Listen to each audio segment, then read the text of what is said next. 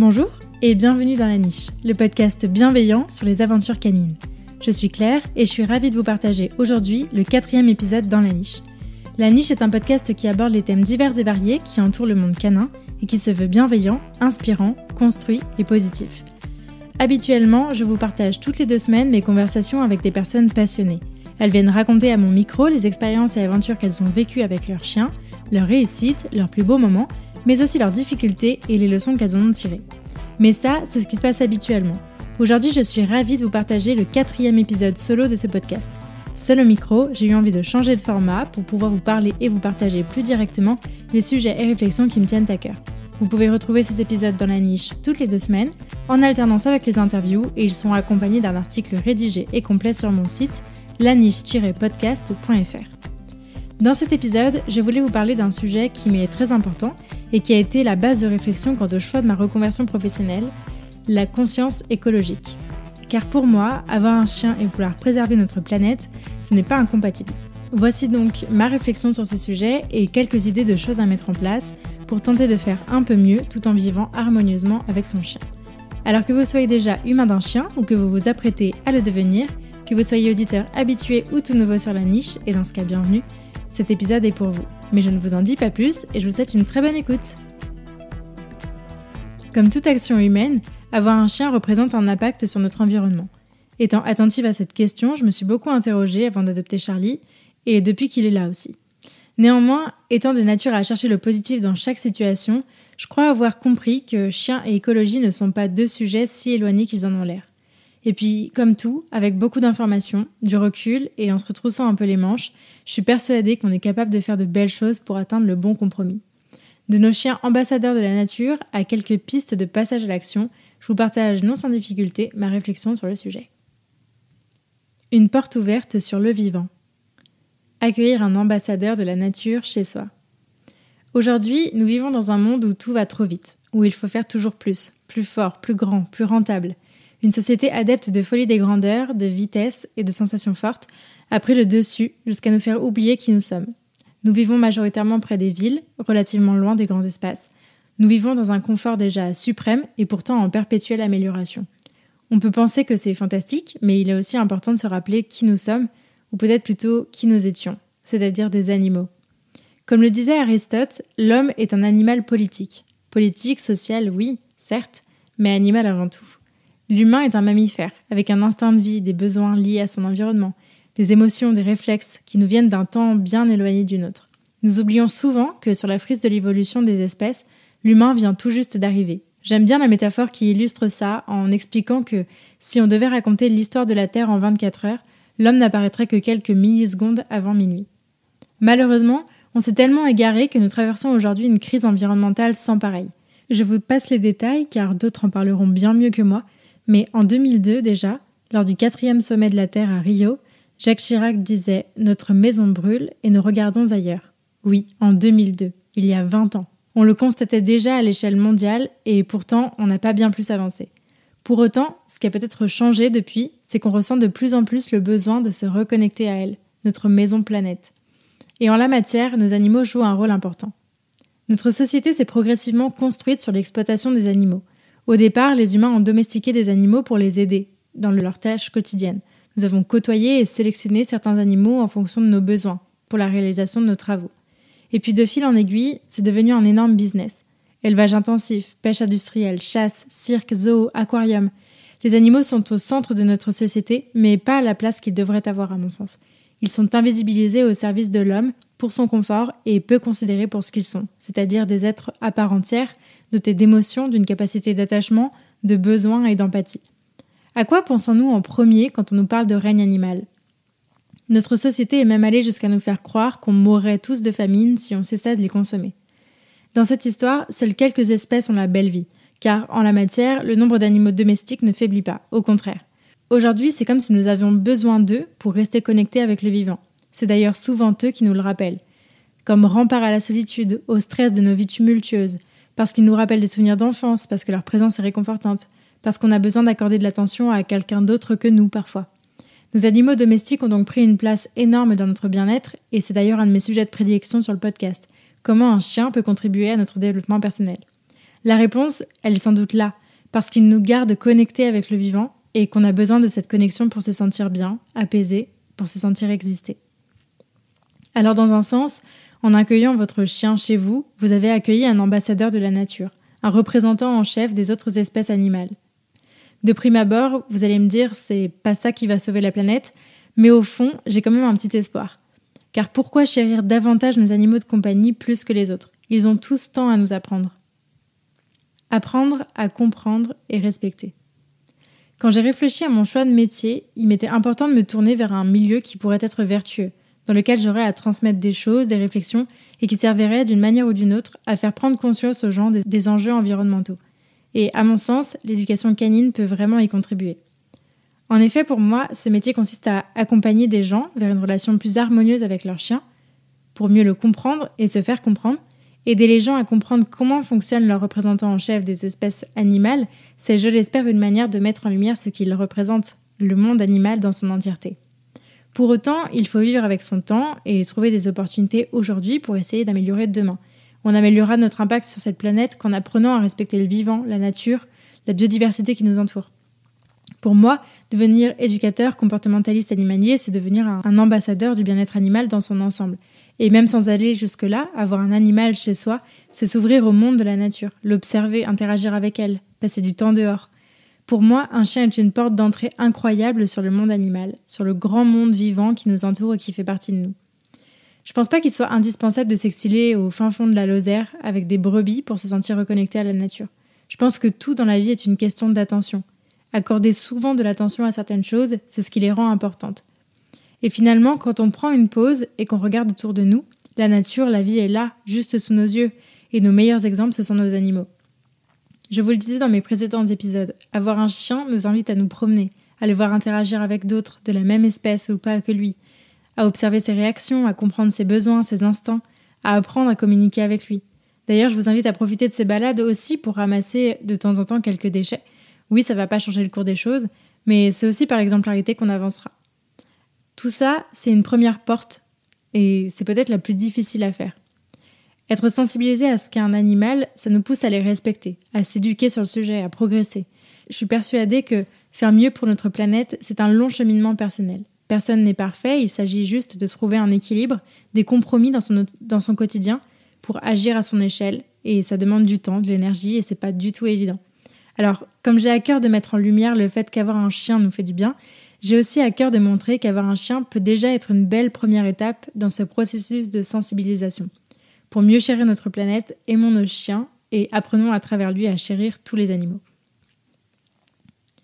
Le passage à l'action.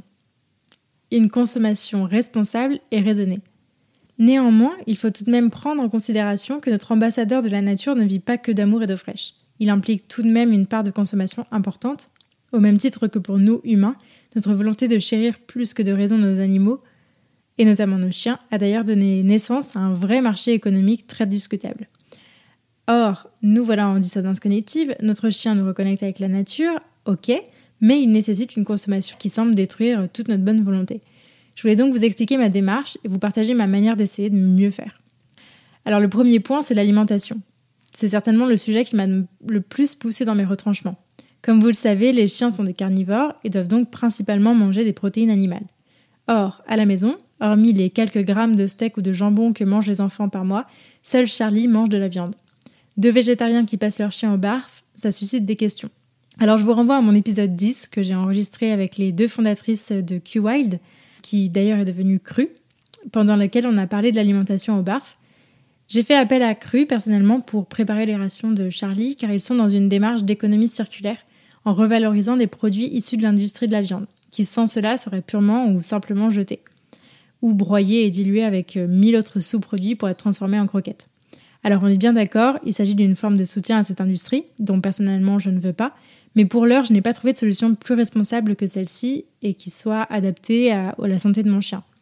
Entre faire importer de super croquettes venues de l'autre bout du monde ou nourrir mon chien le plus naturellement possible avec des produits locaux et revalorisés, mon choix a vite été fait.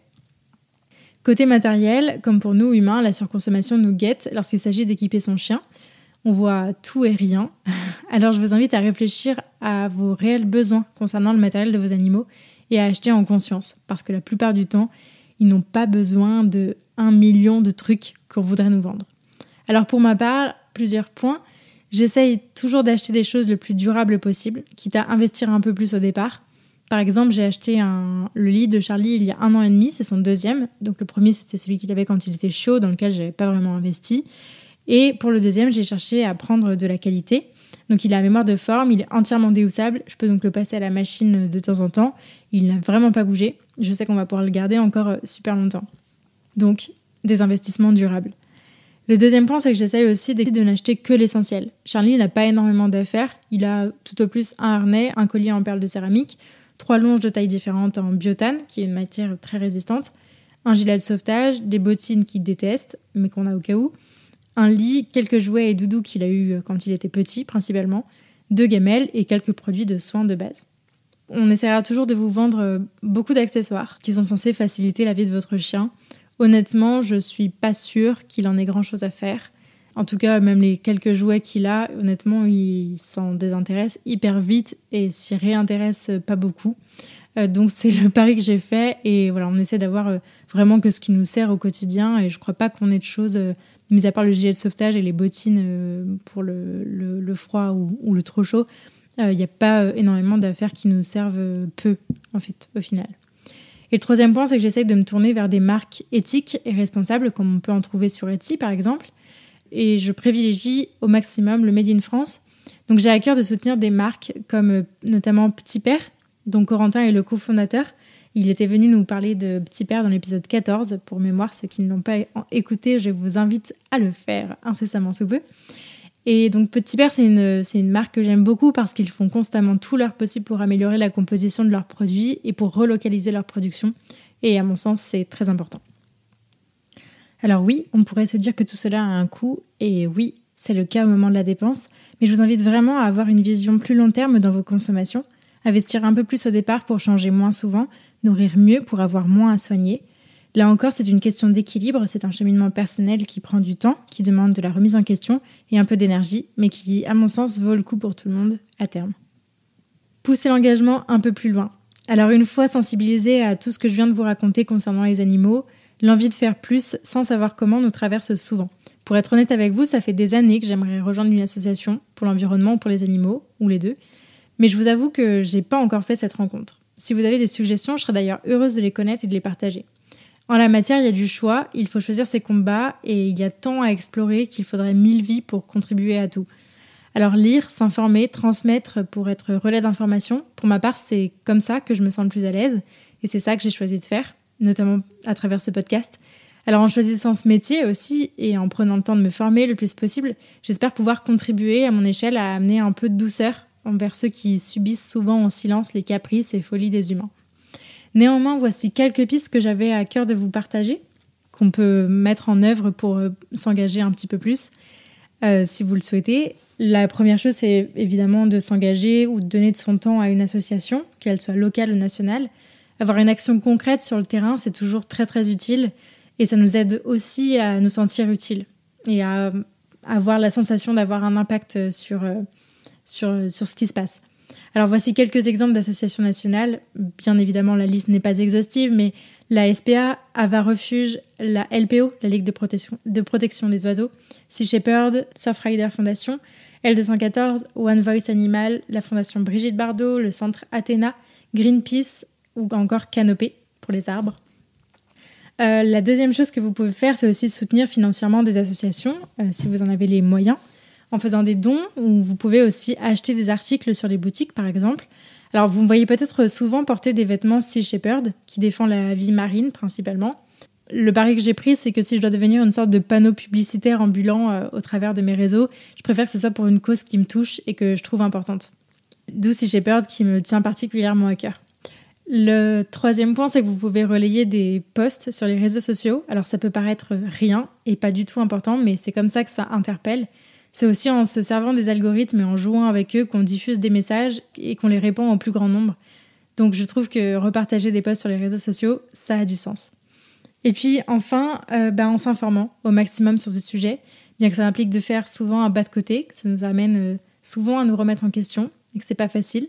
Sans information, il n'y a pas d'action. Alors voici quelques minuscules recommandations à prendre, à soutenir, à partager. Alors côté livre, je pourrais vous recommander plein d'auteurs, mais je vais principalement vous recommander Hugo Clément, Aurélien Barraud et Émeric Caron, qui pourraient vous faire réfléchir. Et côté podcast, là aussi, il y en a plein. Mais je peux vous citer peut-être Vivons heureux avant la fin du monde, Green Letter Club ou encore Basilic. Et je vous conseille particulièrement l'interview de Camille Etienne sur InPower Podcast. Ces listes ne sont pas du tout exhaustives et comme le chantait Pomme et des enfants merveilleux, les animaux sont nos amis et nous devons les protéger. Il faut agir dès aujourd'hui si nous voulons tous les sauver. Merci beaucoup de m'avoir écouté jusqu'au bout. J'espère que cet épisode vous a plu et si c'est le cas, je vous invite à en parler à des amis qui le pourraient aider et à le partager sur les réseaux sociaux en me taguant @lanichepodcast. Si vous souhaitez soutenir ce projet, vous pouvez aussi me laisser une note et un commentaire sur la plateforme que vous utilisez pour m'écouter. Ça aide beaucoup le podcast à se développer. Pour enrichir votre écoute, n'hésitez pas à visiter mon site laniche-podcast.fr. Enfin, pensez à vous abonner au podcast et à me suivre sur Instagram pour ne rien rater des prochains épisodes. Ils arrivent très vite. D'ici là, prenez soin d'eux, prenez soin de vous et je vous dis à la prochaine!